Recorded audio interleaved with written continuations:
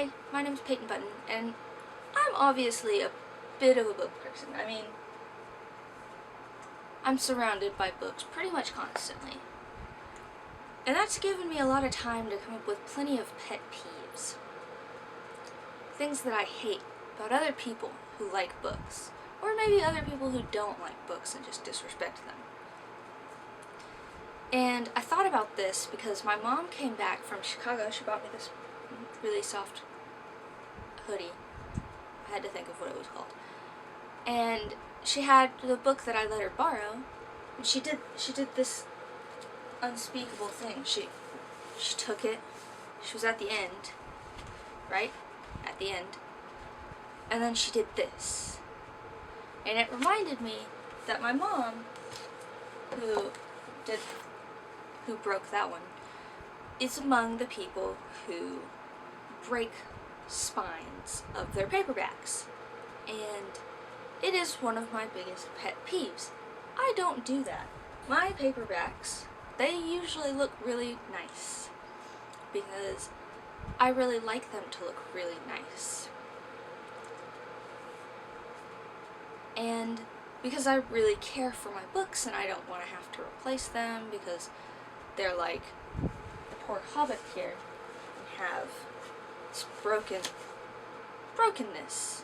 It's awful.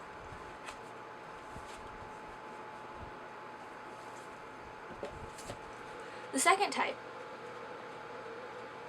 are people who don't read the books.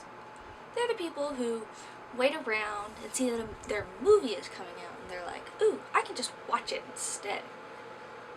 No. The movie is never as good as the books. The books are great. They're longer, they are more detailed. When you do a movie, you have to cut out a gigantic portion because books take hours upon hours to read and go through and see everything and understand. In movies, you get 2.5 hours usually tops. You can't condense a book to that. Not really, not correctly. And the third type are among teachers who will say, hey, do annotations. And annotations are when you write your thoughts while you're reading. And I have two things to say to this. One, you shouldn't write in your books. You shouldn't write in your books. They're pretty like how they are. The author's already written everything that needs to be said. And two, the author's already written everything that needs to be said. You don't need to be thinking about why the author wrote this, usually, because it should be pretty obvious. And if it's not, that means it's probably just for entertainment. And even if you think that you know why the author wrote this, you're probably not right.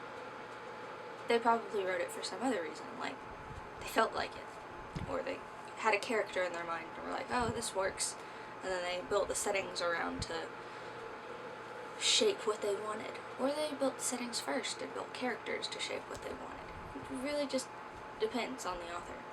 And you can't, when you're writing your thoughts as you're reading, you're not enjoying the book and taking it all in, you're analyzing it. And I like analyzing books, but not as the first read, which is what teachers want you to do.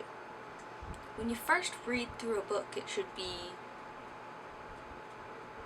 for entertainment and for understanding. And the second time should be when you're analyzing what's going on.